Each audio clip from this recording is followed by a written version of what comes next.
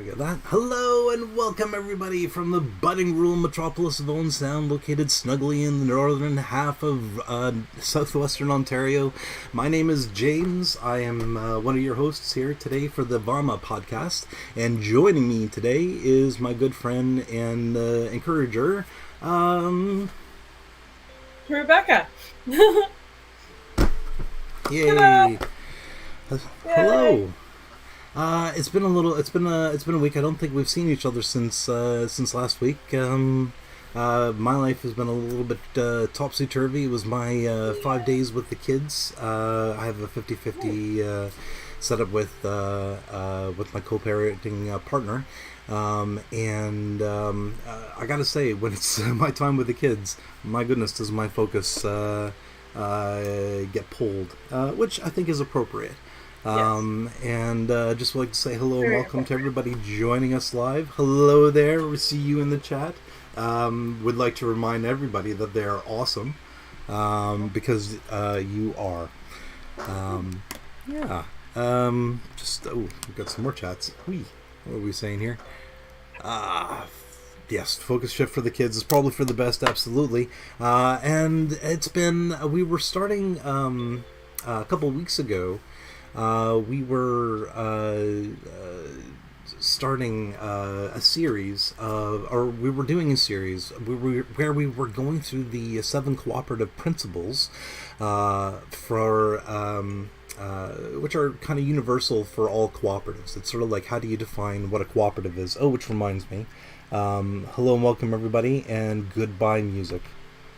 There we go. That'll probably be much easier to hear and understand us all, everybody now. Yes, we're still learning how to do the podcast. But the 7 cooperative principles were originally started with the Rochdale community of equitable pioneers, which are one of my foundational hero stories that I use to look to when I've been thinking about what we can do to start up what VAWMA is. And before we get too far along, we should probably do a quick review about what VAWMA is. What do you think? Sure, yes. So I was using that as a cover to take a drink. VAWMA is I could have put on longer if you warned me. I do apologize.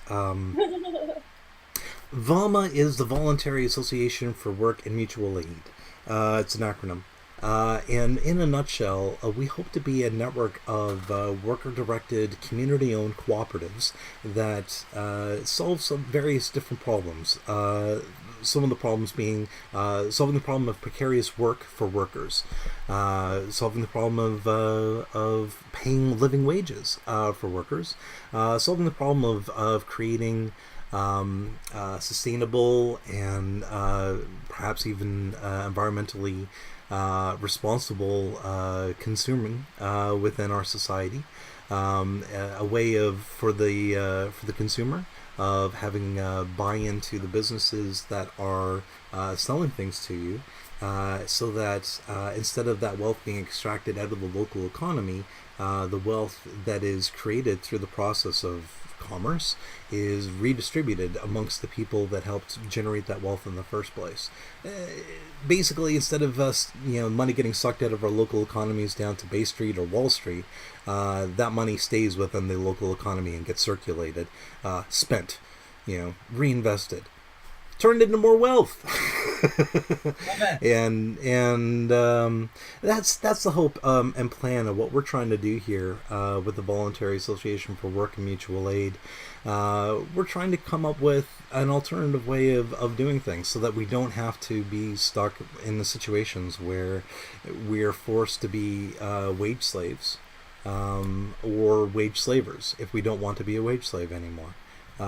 This is a way of us friends getting together, deciding that we're going to check in with each other on a regular basis, while at the same time making sure that when we do business together, everybody has a say, everybody has a chance to have their input, and there's order to it. It's not like every time something something happens on a day-to-day basis, we have to stop everything and have a little committee meeting in order to decide what to do next. it's one of those things where at the time when policies for how work will be done are set, everybody who has to implement that policy will have a chance to have a say on what that policy will be. It's not necessarily a guarantee that you're going to have your preferred way of doing things, but it is a guarantee that you're going to have a say in the way things are done. And so for me, that's a vast, greater improvement over my current situation, where my say is limited to the solicitation from the people who are running the business. If they want my opinion, they'll ask for it. Otherwise, my position in the economic system that I've been born into is to play by their rules. What they say goes. So this way of doing things with the Voluntary Association for Work and Mutual Aid, we've flipped that around a little bit. We've said that it's it goes back to one of my inspirations for this is that old game where you have like a jar filled with jelly beans and you ask people to guess how many jelly beans are in the jar, and the person who gets closest to the number gets to win the jar, that sort of thing. And I remember watching, it was a documentary, or it was something somewhere, and what they talked about, it was something to do with statistics, and what they observed is that if you take the individual person out of like the thousands of people that would guess in how many what's in this jar, how many jelly beans are in this jar, very few people will get the correct answer, right? Maybe one, maybe half a dozen people will get somewhere within 2 or 3 of the right number. But surrounding that exact correct precise number is hundreds of guesses or estimates from the people that were looking at this jar, that were close, that were in the ballpark. They were within a dozen or so, or 2 dozen, or maybe even 3 dozen of what may be thousands of jelly beans in this big jar, that to me said something. When our way of doing things in our economy is set up and structured in such a way so that we only have 1 or 2 people ultimately in control of running the ship, of running the enterprises, we're basically at the mercy of them making the good, correct, educated guess. Now, if we're lucky, you might have some people sitting at the helm of the ship who know what they're doing, who are educated, who are trained, who have experience, who understand, how to make good, educated guesses in this regard. But at the end of the day, their guess is a guess. If you're very lucky, you might get one who talks to the people in the business and gets their input. Yep. And when they get the guess wrong, they don't end up blaming it on the people underneath them. But what I find intriguing is that if we democratize the process, it increases the likelihood of us arriving on what would be the correct answer, or getting in the ballpark of the correct answer exponentially. It takes the responsibility of making that decision off the one person, and instead distributes that decision-making power amongst all the people who are going to be living with that decision. And that's essentially what we're trying to accomplish with the Voluntary Association for Work and Mutual Aid, also known as VAWMA, which you can see down over here in my corner. To that end, I like to think, sometimes when I talk about the VAWMA, I like to break it down into 4 distinct stages or parts, aspects of who we are. VAWMA is first and foremost a mutual aid society. Well, what does that mean? Well, essentially what it means is that we're a group of friends agreeing to just check in with each other on a regular basis, making sure that nobody's in crisis mode. And when somebody is in crisis mode, then we come together as a community to figure out what we can do to help that person out of crisis mode. And we just do that for everybody. Just bake that into our way of doing things. And when we come together to do these mutual aid gatherings, we feed each other. We have a potluck, or everybody brings like a couple of bucks so that we can get some bulk buy some food or something so that everybody can have something. So we make sure everybody's immediate need is met, and then we break into small groups, do the mutual aid thing, do the check-in, and then once we're done doing the check-in, we break open the deck of cards, bring out the cribbage board, somebody breaks out a guitar, and we have a little shindig, we have a little ceilidh, we have a little celebration of just like being together. And having life and having friends in life. And if we don't have friends, making friends. And if we don't like the people that we were before, we become the people that we're going to like who we are in the future. And we encourage each other in this journey. And we encourage each other as we go along. And when we do face insurmountable, to me, challenges, then we as a community come together and we make sure that nobody gets left behind. And so like that at the foundation is kind of where I hope that VAWMA starts. And then out of that, we would recognize that, this is part two, that we would recognize that what we bring to the table before we have any material resources are our skills, are our ability to do things, the training that we've received from previous jobs or from schooling. Or just our natural gifts and talents, the things that we love, the things that we enjoy doing.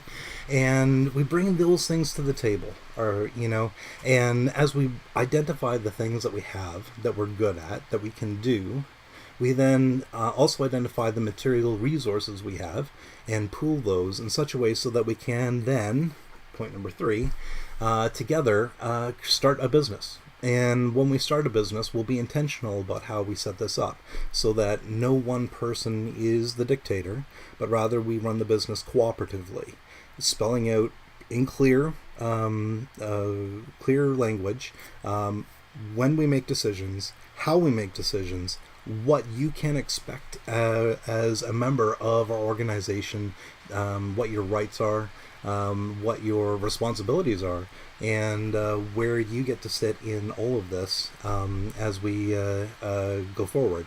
For my money, we're trying to bake into this process sociocracy. We'll go into that. We've gone into that previously. We'll go into it again. It's simply a way of achieving group consensus-based decision making. And for my money, I like it. But that, of course, leads us to the point where when we start a business, point number 3, we start it cooperatively.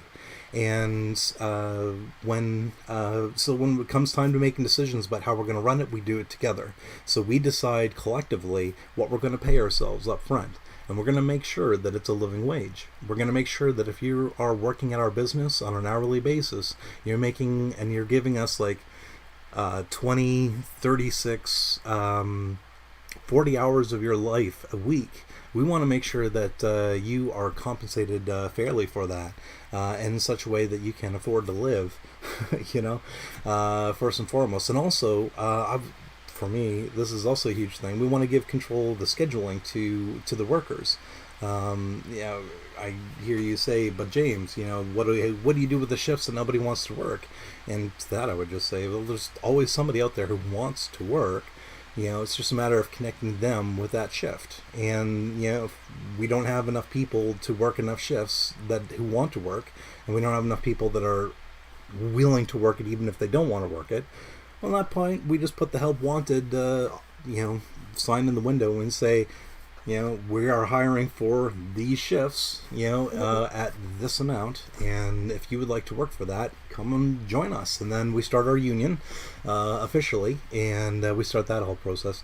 But that eventually just brings us to point number 4, which is once we start one business, we don't stop. We keep building cooperative businesses until we become a network of cooperative businesses that will basically allow everybody who wants to work a good, well-paying, living wage job, a non-precarious work job, will have access to it. And we'll have as many businesses as our local economy will allow, and as our imaginations can permit. And to that point, um, maybe that could be a good transition to what we're going to be talking about today with the cooperation amongst cooperatives. But before I go on, I was wondering if that was clear as mud, or if there's any things that I should be working on clarifying in regards to the foundational idea for what VAWMA is. Could could probably be a bit shorter, but I'm still following it. So this is good. My brain has trouble following all of this stuff. Hmm. But I really like your ideas, and um, especially the extra stuff, because the basics that you're talking about now, the seven, right, seven principles, Hmm. um, are really good, and they're tested, they're road tested, um, and I think they probably often end up with people, getting together and having a community. But it's so desperate for people to have community these days. I love that you're thinking of putting that first and making sure that there is a get together where everybody can share, express themselves and have Hmm. a good time. Well, Food is yeah. always good. People like food. Absolutely. And I was like a dream about like what would happen when we get our very first building, when we get our very first brick and mortar place, and we can actually start having a location where we can start getting the word out to people, say, hey, we're just a group of friends getting together on Monday nights. Maybe we can start our own little like kids club sort of thing, so that families with young kids can come. The parents can get a little bit of respite and interaction with other humans. Well, I should say other adult humans, because kids are Mm. humans. Sorry, I was raised in the '80s. Old habits die hard. Um, No. and and then we've got and then we have an opportunity for kids. Like part of the like VAWMA 2.0, when we start expanding from one business to multiple businesses, one of the first businesses I think that we should be investing in for ourselves, for the benefit of ourselves, is childcare and Mm. affordable childcare. Mm.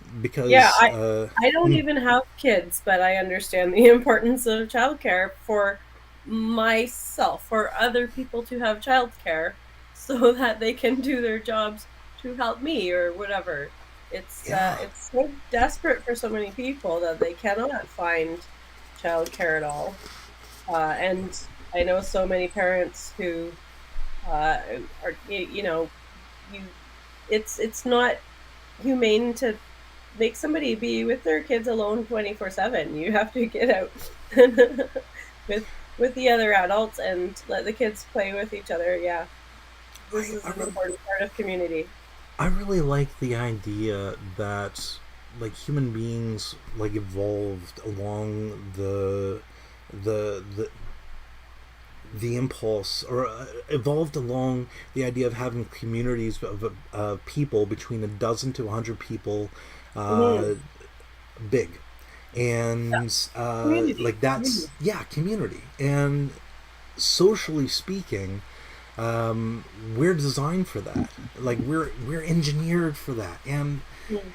we now live at a point in time where we live in communities of absolutely hundreds, very often thousands, very often tens of thousands, sometimes millions, sometimes Mm. tens of millions, and and then we even continue to group ourselves into larger, tribes, sort of things of countries, where we conceive of ourselves as like being parts of groups of hundreds of millions, billions in some cases. And some of us even take the one step further than that and conceive of all human beings as part of our tribe. And for my money, I think that's if you're gonna descend into tribalism, that's the tribalism to descend into. But Oh yeah. I digress. And I still can't escape the fact that we're I want to say biogenetically predisposed to groups of about 100 or so.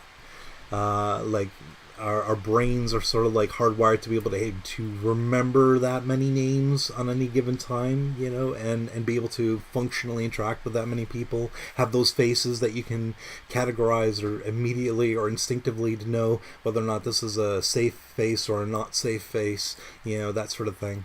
And so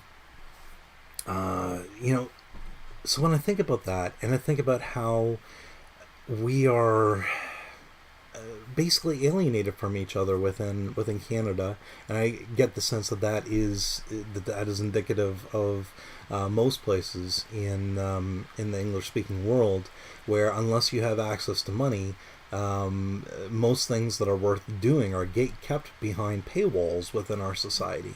So if you're middle class or upper middle class, you have the opportunity to enroll your kids into like after school programs or sports programs or whatever it is.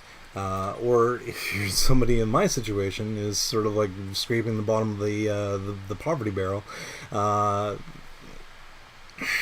have no idea how I'm not a sports guy. I had no idea how I'd enroll my kids in sports, but if my options for community engagement, for building that kind of community, are incredibly limited at this point. There just isn't a lot out there to participate in, even if I wanted to, simply because I'm poor. And and if I wasn't poor, I don't know that there is a lot out there still. And so, at any rate, all that to say, whatever it is that we want to be doing here at VAWMA, we want it to be accessible. We don't want it to be gate-kept behind a paywall. That having been said, we live in a capitalist society, and the only way to get stuff done is through money. And, so that unfortunately puts a paywall in front of us, whether we want it or not. And so we've talked a lot about the different ways that we can potentially raise money in order to get our enterprises off the ground. And this actually kind of relates a little bit into cooperation amongst cooperatives, because part of our strategy of how we're going to get VAWMA from a podcast and an idea into a brick and mortar building with a tax number with the CRA breathing down our neck, making sure that we're dotting all our I's and crossing all our T's, is through cooperation with other cooperatives, credit unions, and other co-op friendly institutions. And as we grow and as we become, one of the things that I'm hoping and trusting that we will also become is a group that can also give towards other cooperatives in the future, and helping and being a part of the network of different cooperatives that are littered throughout Canada, throughout the States, throughout the world, really. I'm going to, I think, now, pardon me, is a good time to get into the cooperative principle. And this is number 6. I'm going to put my reading glasses on so that I'm not getting too close to the screen here. I'm going to clean my glasses so I can read. Uh-oh. Yeah, I know, right? I don't know how they get so dirty so fast. Cooperation amongst cooperatives. Principle number 6. Cooperatives serve their members most effectively and strengthen the cooperative movement by working together through local, national, regional, and international structures. There are a number of ways that a co-op can cooperate with other co-ops. One primary way that co-ops can do this is by joining with other co-ops through membership in a federation or association of co-ops. For example, worker co-ops can become a member of the Ontario Worker Co-op Federation in order to connect with other worker co-ops and share knowledge and experience with each other. In turn, federations like the Ontario Workers Co-op Federation can also join associations like the Canadian Worker Co-op Federation or the Ontario Cooperative Association in order to support larger networks of co-ops. Another way that co-ops can cooperate with and support each other is by doing business with each other. Co-ops can choose to place a priority on purchasing goods and services from other cooperatives, even if it may be slightly more expensive or less convenient. By choosing to do business with co-ops above other types of businesses, co-ops can demonstrate the importance of doing business in the cooperative manner, and that showing that the sector is important. This shows that financial, social, and environmental concerns, and emphasizes the financial bottom line is not the one of sole importance. And I'd just like to say thank you to the Ontario Cooperative Association for providing us with their little breakdown of the 7 cooperative principles. It's been greatly appreciated. And a great example of cooperation amongst cooperatives. And I have to really say that in my journey of trying to discover how to do things cooperatively, I have been impressed at the overwhelming amount of educational material that is out there if you know how to look for it, if you know where to look, and if you know the right people to ask. It's a small network of people, but they all seem to know each other. I think people are beginning to hear about this Yahoo from the budding metropolis of Owen Sound, located in the northern half of southwestern Ontario. He keeps showing up at all these free seminars and such to talk about his VAWMA idea. That's me. I'm talking about me. And all that to say that the cooperative network is full of people that are invested in the idea of cooperating with each other as their northern star. Maybe they get there sometimes, maybe they don't. Maybe they fail. We're human. That is a given. We don't always achieve the goals or success that we set out to.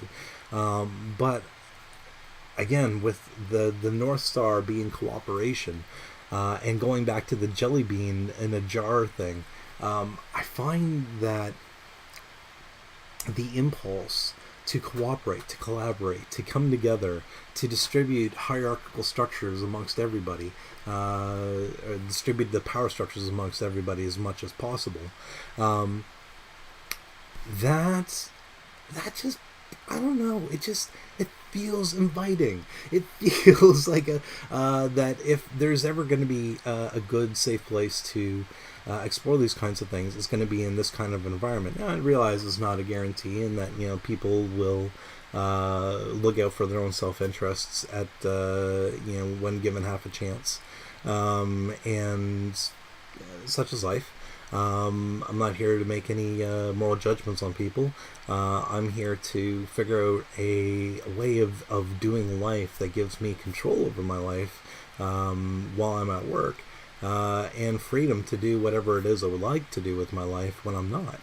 And for my money, that's what I believe VAWMA tries to do. So, I've kind of prepared a little presentation for today. Let's see if I can we'll share the thing there. Now, unfortunately, it's not animated. I was trying to do the animated thing. I was trying to set things up for it, but I just it's been a month.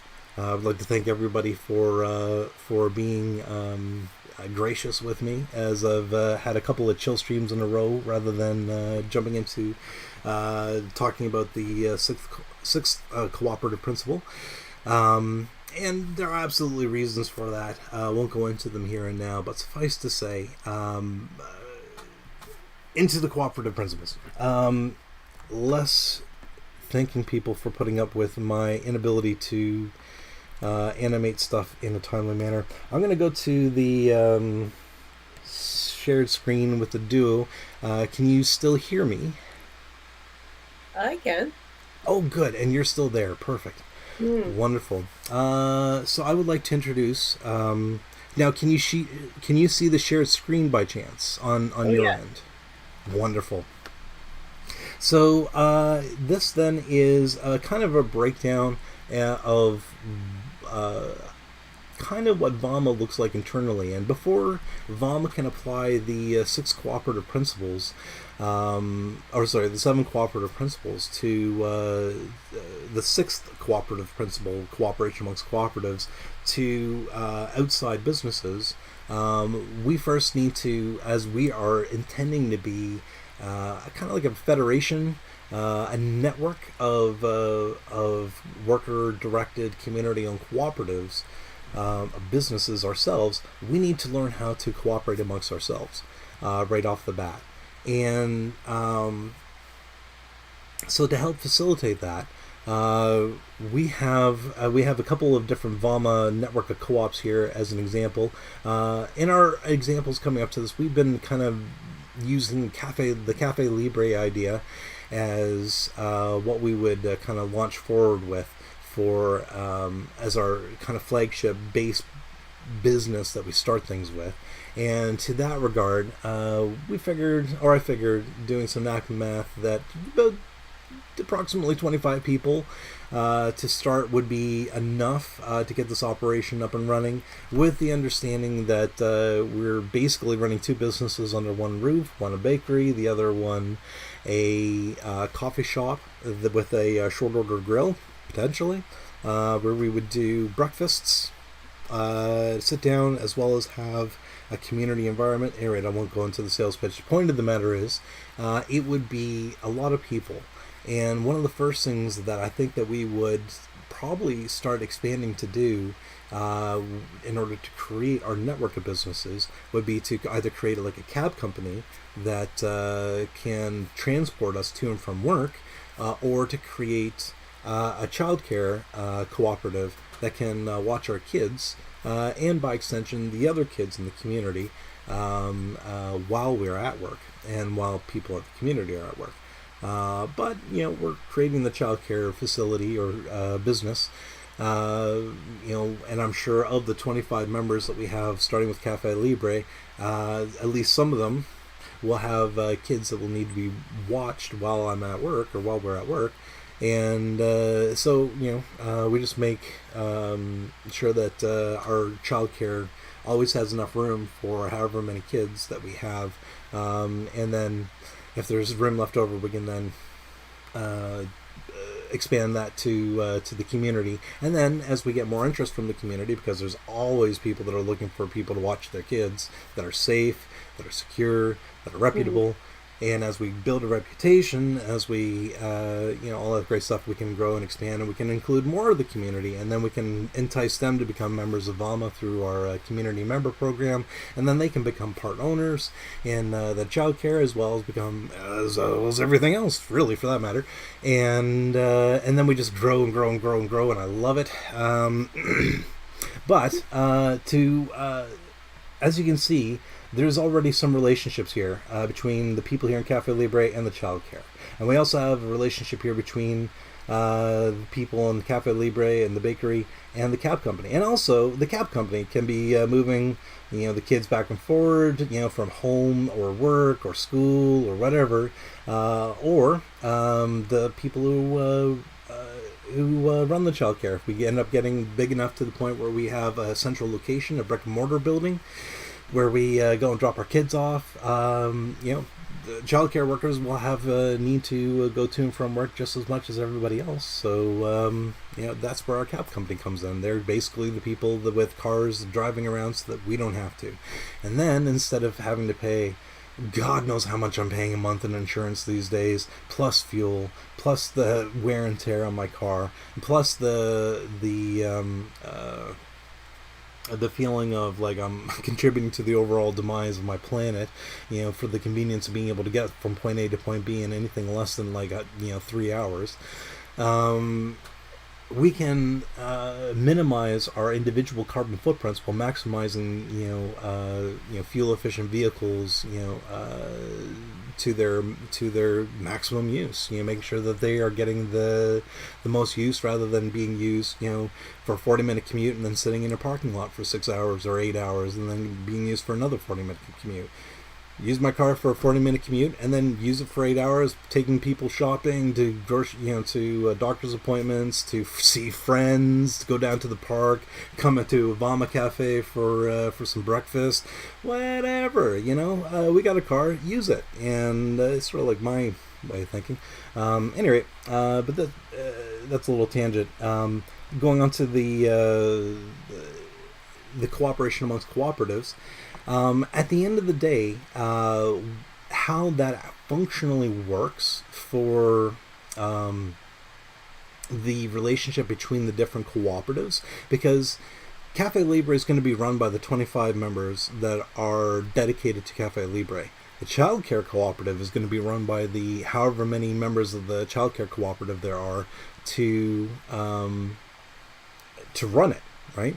Same with the cab company. It will be run primarily by the members who drive the cars on a regular basis. They will decide from amongst themselves who will be the leader and who will be the secretary and who will be their delegate. Now, the delegate is an important role because, as I mentioned before, each co-op within VAWMA will be using sociocracy, I hope, to govern itself, to achieve consensus-based decision making, and in doing so, when the time comes for policies to be made with how that business will be run, again, everybody who's going to be carrying out the policy has the right to have a say and has the right to object on a policy, and have their objections resolved before they agree to a policy. And to that end, when Cafe Libre is working on a policy decision, and it ends up affecting how, let's say, the childcare cooperative is going to function, the childcare cooperative has the right to have their delegate, represented by the D over here, sit on this circle for Cafe Libre, so that they can have input from the childcare cooperative. And if Cafe Libre is about to do something that's going to break the childcare cooperative model, they can object, and they can have their objection resolved. Now, I don't know if they can actually stop what Cafe Libre and Bakery does as a delegate from another outside circle, but in the spirit of consensus-based decision-making, and this is where we're kind of meeting, where the rubber is kind of meeting the road with regards to. No, that's not the right metaphor. This is kind of where theory and where I'm kind of beginning to struggle with, like, how do we shape ourselves? Because this isn't written into the bylaws, but at some point, when we create the bylaws, we're gonna have to put into it. Do like other delegates from like other circles, if they're, do they have a right to sit on another circle if the decision affects them? And if so, do they have the right to object? I'm sure the people of the Sociocracy for All Society have an answer to this.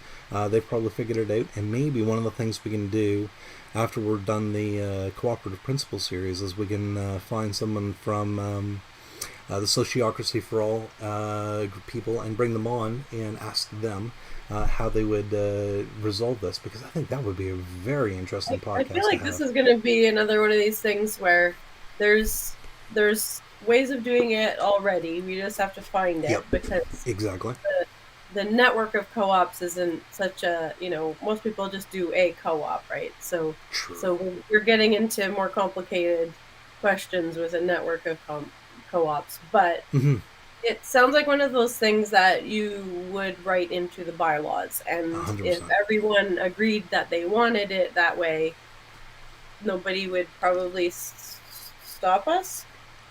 Well, and that's just the power of the cooperative corporation, like, and the bylaws, like really are, as far as I understand it, we're given sort of like some very wide parameters that we can operate ourselves and structure ourselves within, and how we choose to structure ourselves within that is really up to us. And so if we wanted to set it up so that each individual cooperative business, here as represented by Cafe Libre and the childcare co-op and the cab company, cab co-op, on a day-to-day basis, they would kind of like operate independently of each other. They would be their own little businesses and stuff. But when Cafe Libre says, "Hey, we're making shift changes," we're changing how we assign our schedule or schedule our shifts. Well, guess what? That's going to affect probably the people who are looking after their children. If all of a sudden the people that they've been watching their kids for like the last 6 months, all of a sudden their shifts change and they're picking their kids up at a different time. Well, that's probably going to change their shifts on their end. So they kind of need to be made aware of what's going on, sort of thing. So that's where the delegate from the childcare co-op comes into play. They would be invited because what scheduling changes affects scheduling changes at Cafe Libre will ultimately affect scheduling changes at the childcare co-op. So the intention is to create a vehicle for communication that ensures that both the cooperatives understand and know what each other are up to, so that they can plan together to how to best meet each other's needs. As we go forward, trying to do things right. Same thing with the co-op cab. If we're changing our shifts at Cafe Libre, and we're going to need people at work an extra hour earlier, or the change times between like when the people are coming and people are going are changing, well, the cab company is going to want to know that, so they can make sure that they have enough cab drivers on hand to cover the transition, right? So again, the intention is when we have the kind of meetings that will affect other businesses within our network, they have a vehicle for communication that allows us to fulfill principle number 6, cooperation amongst cooperatives. That's the intention. Whether or not this is the best way of affecting that, I don't know. And I'm sure that there are others out there. Well, that's just the thing. When it comes to like what VAWMA proposes to be, which is a network of multiple businesses, I've heard rumors of some Quebec community-owned cooperatives, like in the northern Quebec. I remember hearing this rumor of this one town that was built around a lumber mill that went under, in the 90s, or was starting to go bankrupt, and basically take the whole town with it. Well, the town rallied around it and said, yeah, we're not prepared to lose this. We're not prepared to not become a town anymore just because it's not profitable to a small handful of people anymore. We'll buy the mill. We'll buy the lumber yard. We'll buy the industry, and we'll keep it going. We'll make it worker-directed, worker-owned. And so it became, I believe it was community-owned. So it's like a model of a hybrid model of, it's what they call the solidarity, I think, the solidarity economy. That rings a bell, yeah. Right, and so it's their principle of like it's a multi-stakeholder approach, essentially, where it's consumers and workers together, creating a community-owned business model that's really worked for that community. And from what I understand, they went on to create not just the industry, but also supporting multiple businesses that supported that industry, like grocery stores or cafes or that sort of thing. Yeah. I don't know exactly, but it's like supportive industries, downstream of the stuff there. So people often that forget gets me excited. Yeah, Sorry? It was really inspiring to read. I said people often forget those downstream businesses that are affected, restaurants nearby, the places that closed where everybody used to go. Right. There's also citizens may want to buy up the business just so that it keeps running. There was a couple of years ago, there was a major employer in the area whose business I actually grew up across the road from, depending on how the crow flies, and when he decided to retire, he was looking around the area if there was anybody local who could, purchase the business from him and keep it owned local, and he just couldn't find anybody that was in the ballpark to be able to own a multi-million-dollar like $100 million business sort of thing, right? And so I ended up selling it to one of the big name construction businesses that I think is owned down by the border, possibly American. I think they're Canadian though. Either way, it's just one more locally grown business that is now becoming quickly a large corporation, or becoming part of a large corporation. Yeah. And that money is now no longer staying in the local economy through that one businessman. That money is now being extracted out of the local economy and being taken down south. I don't know where, but it's not staying in the Grey Bruce anymore. That was an opportunity. But we weren't in place then to be able to make an offer. But I often wonder, like, if we were in positions to be able to use, and this is where this is all going, is in the cooperation amongst cooperatives. Like, all these three businesses here are in it for the money, for lack of a better term. We're in it to make, like, we're here to sell coffee and bread and confectionery or whatever, and good times and fond memories and just like good experiences to our customers. That's what Cafe Libre and the bakery is all about. The cab company is all about getting people from point A to point B and back to point A again, and in doing so, being able to make a little buck in the process. With the childcare, I don't know if we want to run it for profit or not. But if we do make a profit, I want to make sure that it's distributed amongst everybody who helped to create it, and distribute it back to the community as well. And we have things for doing that. But the point of the matter is, all this is going to be creating a bit of money, which ends up going back to the board of directors and the treasurer, which ends up acting like our own sort of like internal bank. So anytime any of these businesses, need money for anything, they just go to our treasurer and say, "Hey, we need money to go do this stuff," and the treasurer says, "Yep," and then they go get the stuff and they go do the stuff.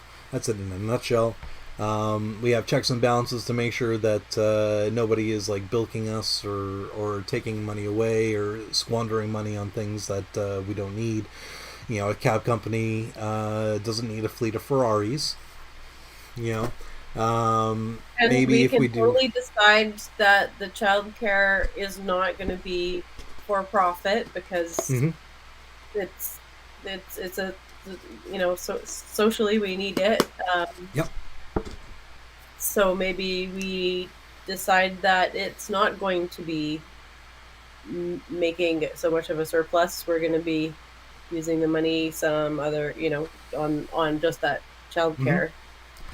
Yeah, and maybe we can do it in such a way where it's we can have a sliding scale. So if you Hmm. if you have like income at a certain level, you may pay a different rate than somebody who's on social assistance.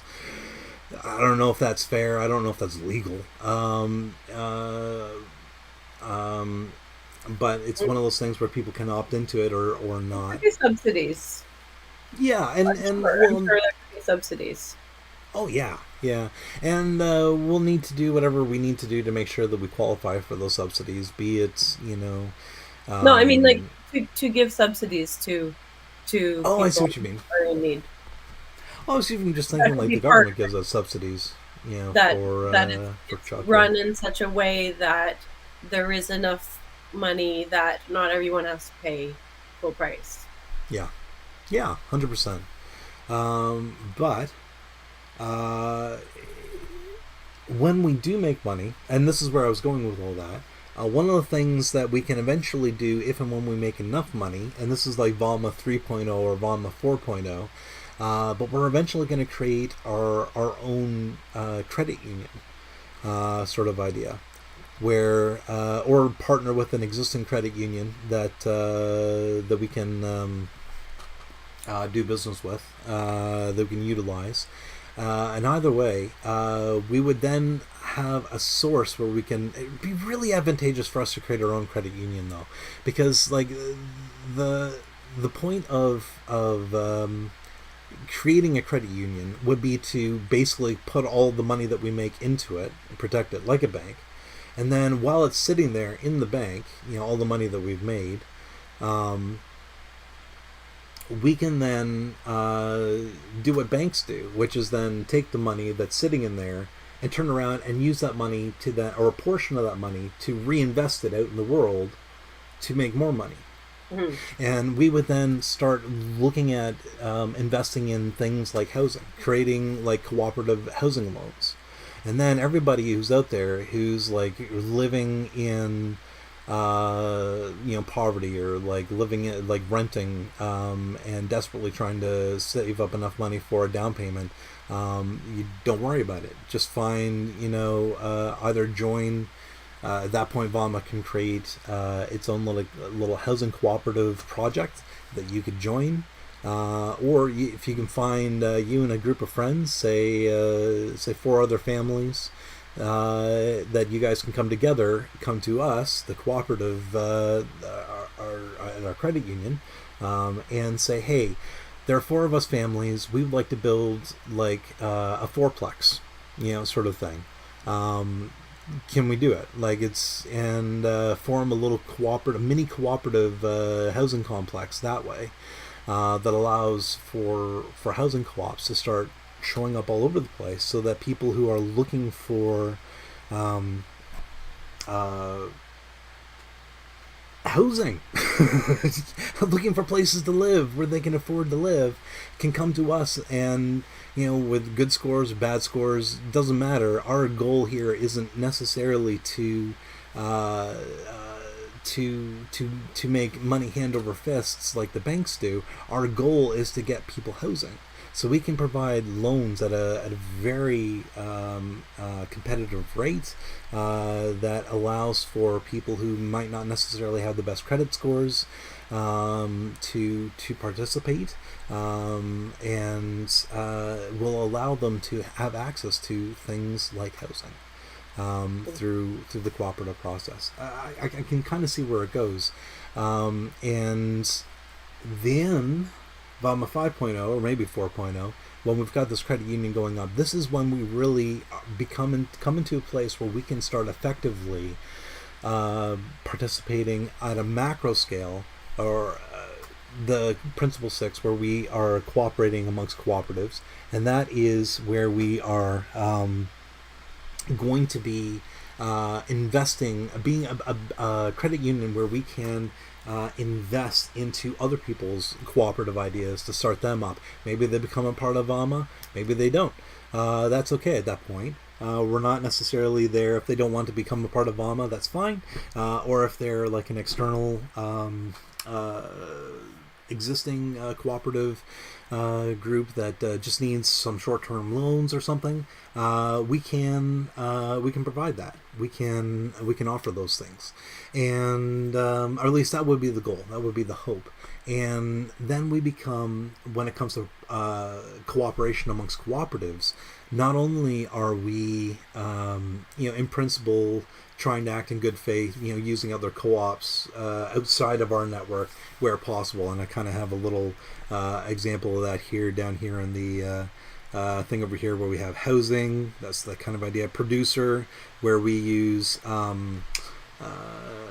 I have an example here. I was going to potentially throw it up into the screen share, but I'm not going to at this point. But there's a local coffee co-op in Nova Scotia. It's not local, but to here, but it's Canadian, and they've got wholesaler options for selling coffee to other cooperative businesses. So when the time comes when we start Cafe Libre, and we're going to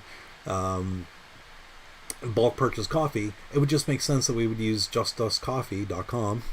They're not sponsors, but they're good people, to sell our coffee, and we would get wholesalers' prices, and that's how we would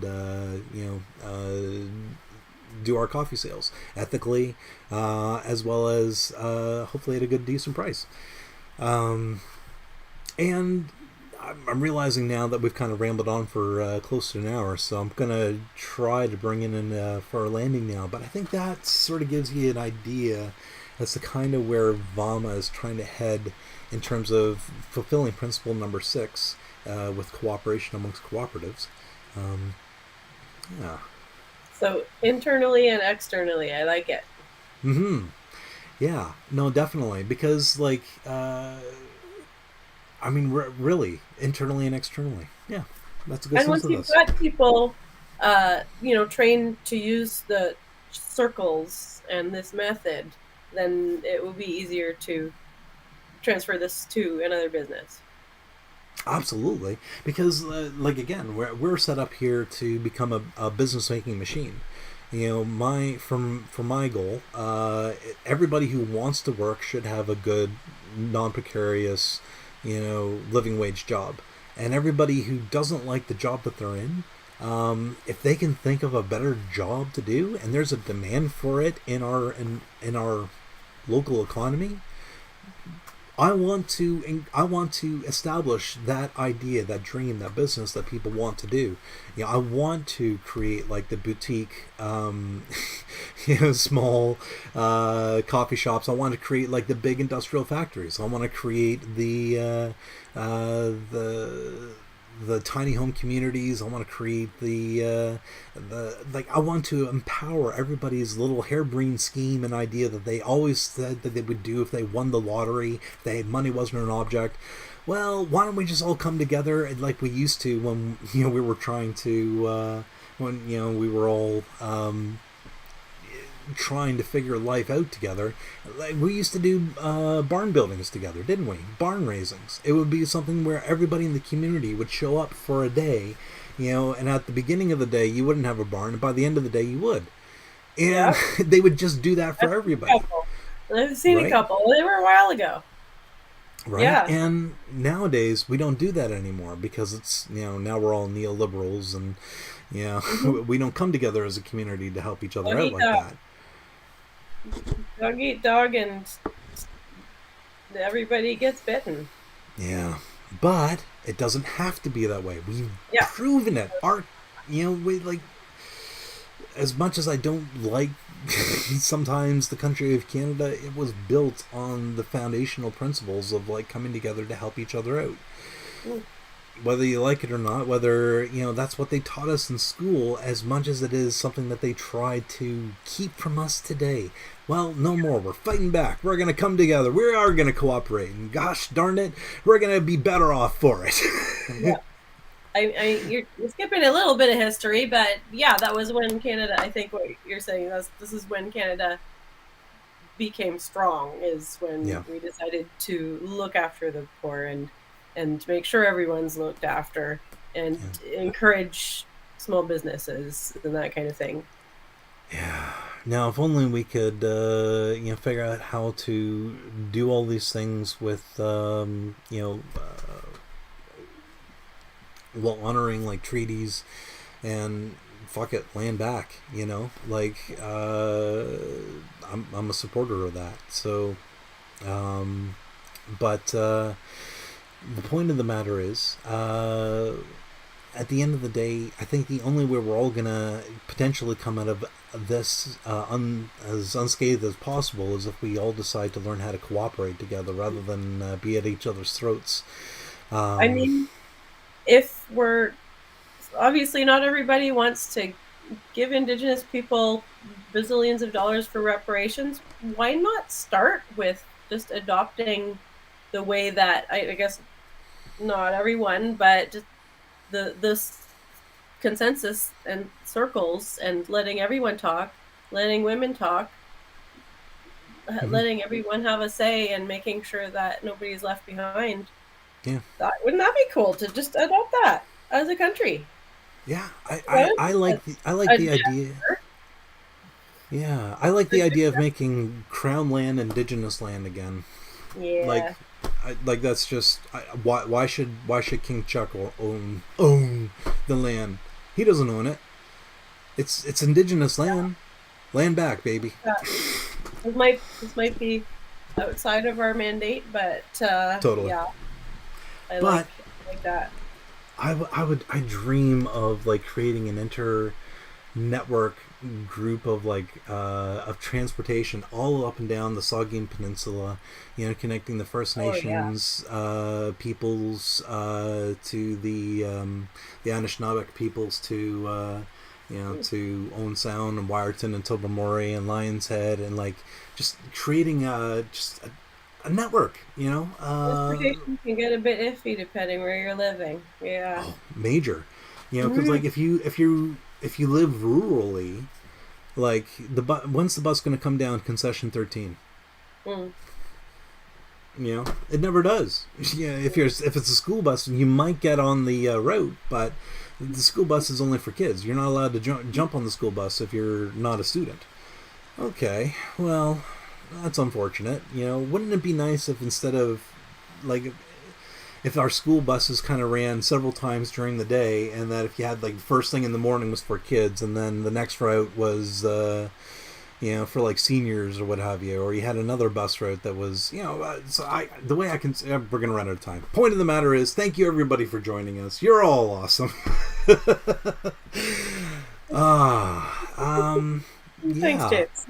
Thank you. I really do appreciate everybody who hangs out with us during these sort of things. There, good game. Next week, if I have the spoons, probably not, but we'll see what happens. I'm going to be broadcasting, probably not from here. I'll probably be broadcasting from a different location, but that's okay. And it'll probably just be a chill stream again next week. But the next cooperative principle is going to be concern for community, which is the seventh and final principle, and it's going to be a good one We because it's kind part of of covered what that a little bit drives us. every time, but I like that it's fundamental. I mean, in reality, Fundamental. is we cover all seven principles every single Yeah. time from. Yeah. Yeah. No way. Open member participation, democratic control, member economic participation, autonomy and independence, training and education, cooperation among cooperatives, and finally concern for community. These are all things that are Good principle. intrinsic to Yeah. what it is that we're doing. Yeah. Yeah. Well, thanks again, everybody, for coming. I should go back to the main screen here. Should have been on the main screen the whole time. Oh well. The point of the matter is, you're all awesome. Thank you again for watching. I'm going to bring the music back on, so it's indicating that this is the end. And Rebecca, I hope to see you again next week. And everybody else, great game. Thanks, James.